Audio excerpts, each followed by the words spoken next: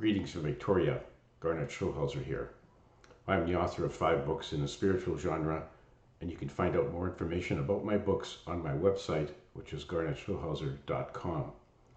Now, all of my books deal with my dialogue and subsequent astral travels with my spirit guide Albert, who confronted me on the street one day disguised as a homeless man.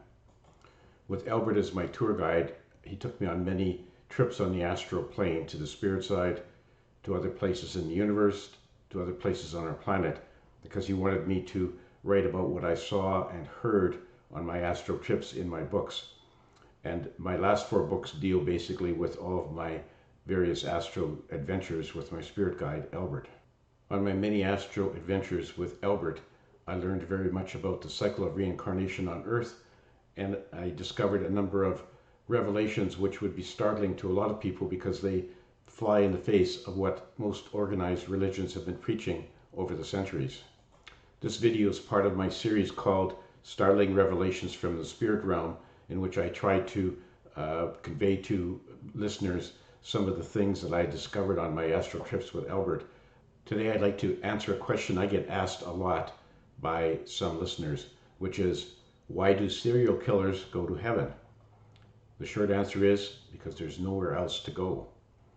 Now, I don't like to use the term heaven because it has many religious connotations, because many religions in the world say that heaven is a paradise, a place where good people go after they die, in contrast to hell, which is a place of eternal suffering where the bad people go. So I don't use the term heaven. I prefer instead the term spirit side, which is a very high vibrational dimension where all souls originate from and where all souls go after their human bodies perish.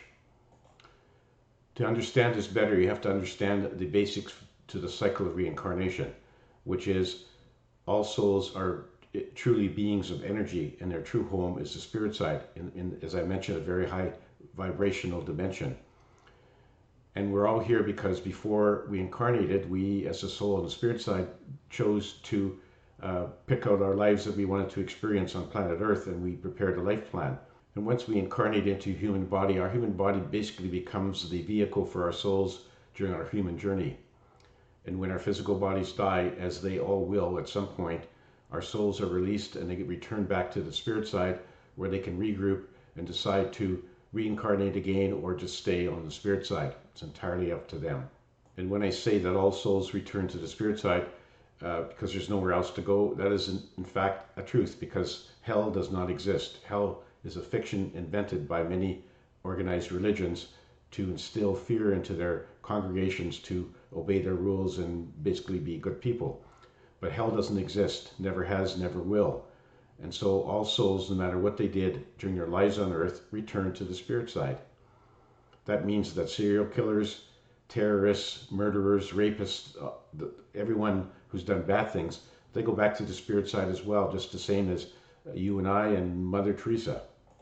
But now you may say, how is that fair? How can a serial killer who's done much evil on planet Earth, how can that person go back to the spirit side where all the good people go? And the answer is no, it's not fair. But life on Earth as a human isn't fair. It was never intended to be fair. So that's just the reality of things, that there is no other place to go. The serial killer's souls go back to the spirit side where they have a life review. There they get to see all the things they did during their last life. They get to see all the mistakes they made and all the bad things they did, and they try to learn from that to discover why it was that they went off track. And the life review is really a learning tool so that souls can understand how their actions and words affected others on planet Earth, whether in a good way or in a bad way, and that allows souls to plan their next incarnation on Earth with a view to covering up and getting rid of some of the bad karma they accumulated in the previous life. That's if they choose to reincarnate, but as I mentioned, they can choose to stay in the spirit side, or they can choose to incarnate in an alien life form on another planet. There are no restrictions, no one tells souls what to do, and they have free choice to go on their own path. This concept is well understood by all souls in the spirit side who totally understand the cycle of reincarnation, because from the spirit side, all souls have a broader perspective of what really happens to a person who incarnates and then when their physical body dies. So that's very well accepted. They are not concerned about the fact that people who have done evil on earth go back to the spirit side, because they understand that's just how it all works. And they know that no soul is inherently evil.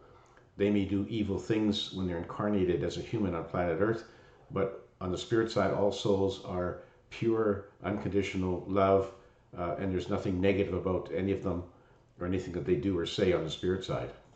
And this is true even for souls who have been harmed by the evil actions of other people on planet Earth.